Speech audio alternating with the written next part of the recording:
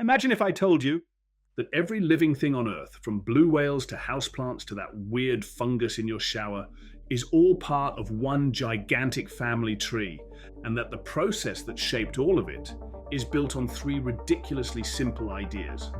Things vary. Some of that variation is inherited, and some versions leave more kids behind than others. That's it. No master plan. No long-term strategy document, just those rules playing out over billions of years. That process has a name: evolution by natural selection.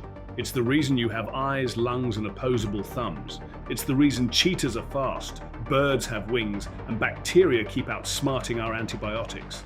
But what is evolution by natural selection, really? And how does something so simple build life that looks so incredibly designed? Today, we're going to break it down in human language. By the end of this video, you'll be able to explain evolution by natural selection without saying it's just random, or we came from monkeys, I guess.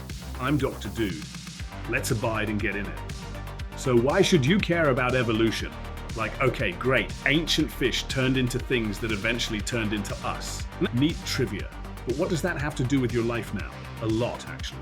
Evolution helps explain why you get sick, and why some people get sicker than others, why viruses and bacteria keep evolving around our drugs, why some people can handle high altitudes or lactose or certain diets better than others, why your dog looks nothing like a wolf, but is basically a very weird wolf, why there are so many species on Earth, and why some are disappearing. It underpins modern biology, medicine, agriculture, conservation, pretty much anything to do with living things. But it's also one of the most misunderstood ideas in all of science. You've probably heard, evolution says we came from monkeys. Evolution is just random chance. It's just a theory. If evolution is real, why are there still monkeys? We are going to gently upgrade all of that. In this video, we're going to answer 5 big questions. What does evolution by natural selection actually mean in plain English? Where does new stuff, new traits, new abilities come from? How does natural selection shape those traits over time? How can small changes over enough time lead to new species? And what does this all mean for how we see ourselves? No jargon, no memorizing textbook definitions, just the logic of the process. Let's start tiny, with a population of imaginary creatures. Imagine a field full of little cartoon bunnies. Same species, same basic bunny, but if you look closely, they're not all exactly the same. Some are a bit faster, some are a bit slower, some have slightly better hearing, some have thicker fur, some are a little better at spotting hawks in the sky. Some are not. This is variation. Real populations are like this too. Humans vary in height, skin color, disease resistance, metabolism, personality, and 1,000 tiny details. In the real world, some of that variation is just random noise, but a lot of it comes from genetic differences in DNA. And crucially, some of those differences are heritable. They can be passed down from parent to offspring. So we've got variation, inheritance. Now introduce a problem. Let's add some pressure. Say in our bunny world, there are predators. Foxes, hawks, and winters that get seriously cold. Faster bunnies are more likely to escape. Bunnies with thicker fur are more likely to survive the winter. Bunnies that are terrible at noticing danger become educational snacks. Here's the key point. Not all bunnies are equally likely to survive and have babies. Those that happen to have traits that work better in this environment will, on average, leave more offspring. Those offspring inherit those traits. If you zoom out over many generations, the population starts to change. It slowly fills up with more of the traits that help bunnies survive and reproduce in that environment. You didn't need a plan. You didn't need a designer saying, make them 10% fluffier. All you needed was variation, inheritance, differential survival, and reproduction. That combo right there is natural selection. Evolution by natural selection is just heritable traits that help individuals survive and reproduce, become more common in a population over generations. That's it. Evolution is the change in populations over time. Natural selection is one of the main ways that change happens. Now you might be thinking, okay, Dr. Dude, I get the idea, but where does the new stuff come from? Where does the first faster bunny, or better eyesight, or new color pattern even come from? Let's answer that. Time to talk about nature's R&D department, mutation and recombination. Your DNA is basically a giant instruction manual for building and running your body. When cells divide and make new copies of DNA, the copying process is very good, but not perfect. Every now and then, a tiny copying error slips through, a letter changes, a bit gets duplicated, a segment gets deleted or moved. These changes are called mutations. Most mutations are neutral. They don't really do much. Some are harmful. A rare few are helpful in a given environment. On top of that, when organisms have sex, the biological kind, YouTube, relax. Their offspring get a mix of DNA from both parents. Genes get shuffled and recombined, so even without new mutations, you get new combinations of traits. Between mutations and the shuffling of genes through reproduction, every generation produces new variation. Kids are similar to their parents, but not clones. Now mix this with natural selection. The environment says, in effect, these particular traits. More of that, please. These other traits, they don't last as long. No one is consciously deciding this. It's simply that individuals with certain traits leave more descendants. Over many generations, those traits spread. This is the first key pattern. Random variation plus non-random selection equals evolution. Variation, mutations, gene shuffling, is often random. Selection, who actually survives and reproduces, is not random. The environment acts like a filter. It can't produce whatever it wants. It can only choose from what variation exists in the population at the time. No polar bear suddenly decides it wants a white coat and grows one next week. But in a population of bears, if some are slightly lighter and have a survival advantage in snowy environments, those genes can spread over many generations until you look at the population and go, white bears. We've now got the basic recipe: variation, inheritance, selection, time. The tension starts when you ask, can this really build complex things like eyes, wings, and brains? Or is this just micro-tweaking what's already there? Let's turn the tension up a bit. One of the biggest sticking points for people is complexity. An eye, a wing, a brain, these look incredibly engineered. How can a process that's not planning ahead, that's just try stuff and keep what works, build something so special? It helps to think in small steps. Start with something ultra simple. Imagine a primitive creature with just a few light-sensitive cells. No eye, no lens, no iris, who just can kind of tell light from dark. Even that is useful. Knowing whether you're in light or darkness can help you hide, find food, or avoid drying out. Now imagine a slight curve in that patch of light-sensitive cells lets the creature tell where the light is coming from a little better. That's an advantage. Those individuals leave more offspring. Over time, this curved patch becomes more common. A deeper curve improves direction detection even more. A little transparent tissue over the top starts to act like the crude beginnings of a lens. Each step by itself is tiny. None are build a full HD eyeball from scratch. But each small change gives a slight advantage over creatures without that change. Over many, many generations, a series of tiny steps can accumulate into something that looks like a big jump. When you only see the before and after, we see intermediate stages of eye complexity in different living animals today.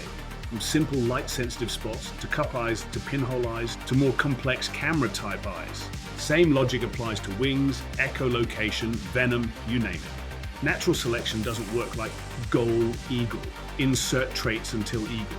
It works like, in this environment, with this lifestyle, any change that helps you survive and reproduce a bit better has a better shot at being passed on. Stack enough helpful changes over enough time, and you can get dramatic transformations. And here's the mind bender. You don't need new rules for microevolution versus macroevolution. The same basic process, variation, inheritance, selection, applied over different timescales and conditions, can give you small changes within a species, like dogs becoming different breeds, and big changes that eventually lead to different species. Which brings us to the next big question. How do we go from one population to two different species? Let's go back to our bunnies. Imagine one big bunny population gets split into two groups. Maybe a river changes course. Maybe a mountain range rises. Maybe some adventurous bunnies move to a new island. You now have bunny group A on one side, bunny group B on the other. They're not mixing genes anymore, that they're isolated. Now imagine their environments are different. On one side, the climate is colder. On the other, it's warmer. On one side, predators are mostly hawks. On the other, mostly foxes. Same basic rules apply: variation, inheritance, selection. But now different traits are favored in each place.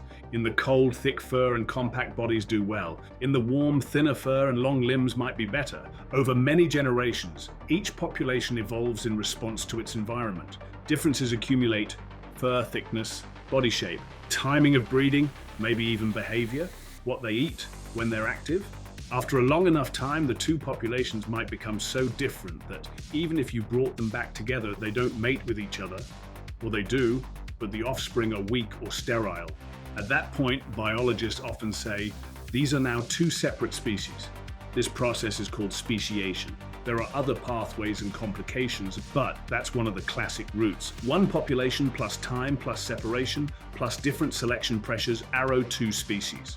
Humans did not come from modern monkeys. Instead, humans and modern monkeys share a common ancestor that lived millions of years ago, like cousins. You don't come from your cousin, you and your cousin have grandparents in common. Same idea with us and chimps. We share an ancestor population way back in time. That gave rise to two different lineages. Natural selection doesn't aim at humans, it doesn't have favorite species, it's just a process. Wherever you have variation, inheritance, differential reproduction, and time, you can get evolution. Which brings us to the emotional part. If this is all just blind process, what does that say about us? Are we just accidents? Or is there a different way to think about meaning here? Time for the climax. Here's the key insight I want you to walk away with. Evolution by natural selection is a mind-blowingly powerful way to build complexity without anyone in charge. Take 3 rules. Things vary. Some of that variation is inherited. Some variants leave more copies behind. Let that run for a few billion years on a planet full of chemistry and sunlight. You get eyes, brains, forest ecosystems, coral reefs, bird songs, mushrooms, grandmas, you. You are part of an unbroken chain of life. That goes back more than 3.5 billion years. Every single one of your ancestors, from single-celled microbes, to fish, to small mammals, to primates, to humans, managed to survive long enough to reproduce in whatever environment they were thrown into. Not one link in that chain failed to have at least one child. You are the current endpoint of that experiment. Natural selection didn't want you, it didn't plan you, but through this simple filtering process, it shaped a brain, capable of understanding the universe and telling stories, making art, wondering where it came from, and uploading videos about it to YouTube. Is that just an accident? You can decide how you feel about that. But here's one way to see it. Evolution says you're not dropped into the universe as an afterthought. You are deeply connected to all other life here. You're cousins with trees, birds, jellyfish, mushrooms, and the microbes in your gut. You're made of atoms forged in stars, assembled into molecules by chemistry, sculpted into a living organism, by billions of rounds of variation and selection. To me, that's not depressing, that's kind of epic. So let's wrap this up. What is evolution by natural selection? It's the process where populations have variation in traits. Some of that variation is heritable. In a given environment, some traits help individuals survive and reproduce better. Those traits become more common over generations. That's natural selection. Add new variation from mutations and gene shuffling, changing environments and different selection pressures, and a lot of time you get species changing, populations splitting, new species forming, complex structures evolving step by tiny step. Evolution is change in populations over generations.